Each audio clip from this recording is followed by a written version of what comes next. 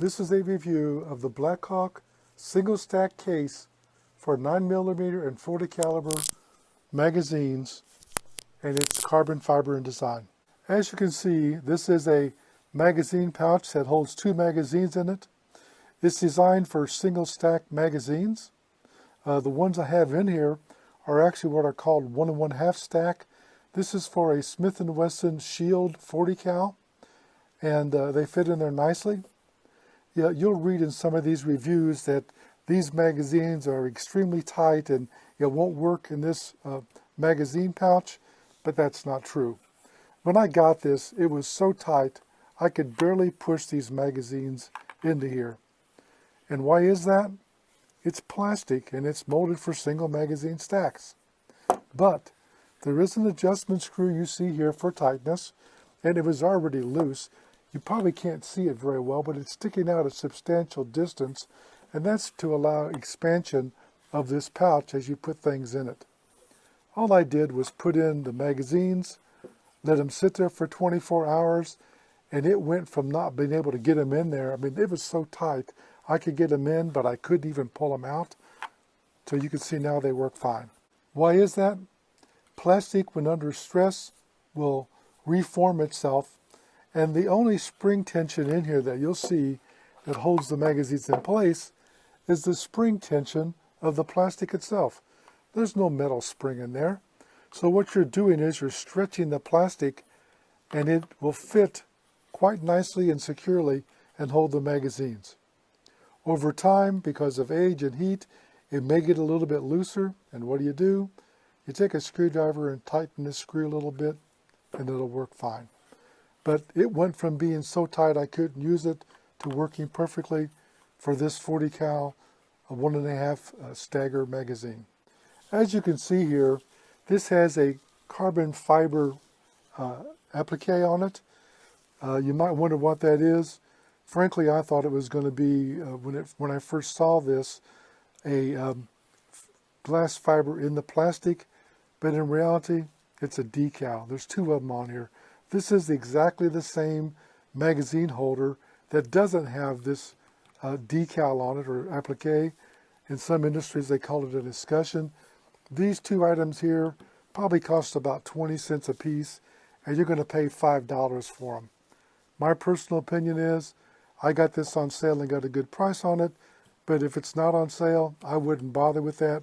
I'd buy the plain one because it's just a decal, and who knows how long it's going to stay on there. I do want to point out, on the Smith & Wesson Shield, if you're using the extended magazines like these, this is a 7 cartridge magazine, and as a result it sticks out of the gun a little bit further, and this little piece here is a rest for your little pinky when you're holding the shorter or smaller gun.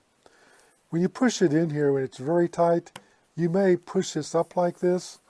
Be aware of that. If it's like this and you happen to draw this and try to put it into your weapon, that's going to cause a problem. Make sure that it's pushed up all the way before you put it in your gun.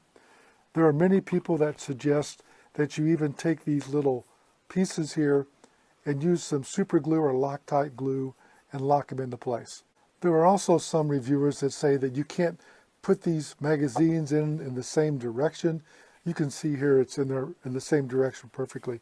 If I'm right-handed, I'm going to reach behind and grab this magazine, bring it around the front and put it in the gun.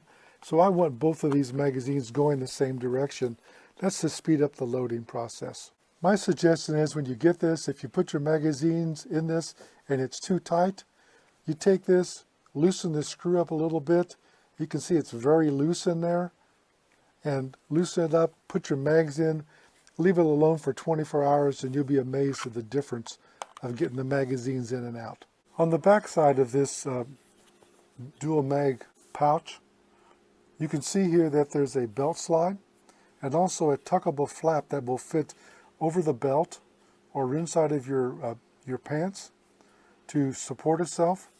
There's an adjustable latch here. If I pull this out, you can see it has a tongue on it there that will clip under your belt and lock it into place. This is a 1 3/4 inch 511 operator's belt, and you can fit this through there and it just barely fits, but it fits there. In addition to that, you can just take it and have your belt on and tuck this over, and you can actually pull it all the way up to the top. It fits in there, and then bring it back down, and now it's caught by that little hook that I showed you. It's locked into place, locked into the belt. That way, if you reach back and you're pulling a magazine out of the pouch, this is not going to pull out, and it's locked into place. As I mentioned, with the simple use of a screwdriver, you can take and remove these two screws. There's some inserts inside that they screw into, and you don't have to use this flap at all. It's up to you. You can also adjust this here. I've not adjusted it at all, but you can adjust this here and move it up for different sizes of belts. I do want to show that this is a curved design. That makes it very comfortable. Whether it's fitting up against your back or on your hip, that curve lets it fit right up against your body, and it's much more comfortable than just a flat design. Overall, this is a nice product. It is definitely designed for single stack mags, or at most 1.5 stack mags. If you're going to buy this for a dual stack magazine, don't do it. They simply won't fit. Just to give you an idea, this is a dual stack Sig Sauer magazine, and it's not going to fit, so you better buy the right one. Good product. I'm going to rate this at 5 stars. Again, save your money. Don't pay for this little decal on here.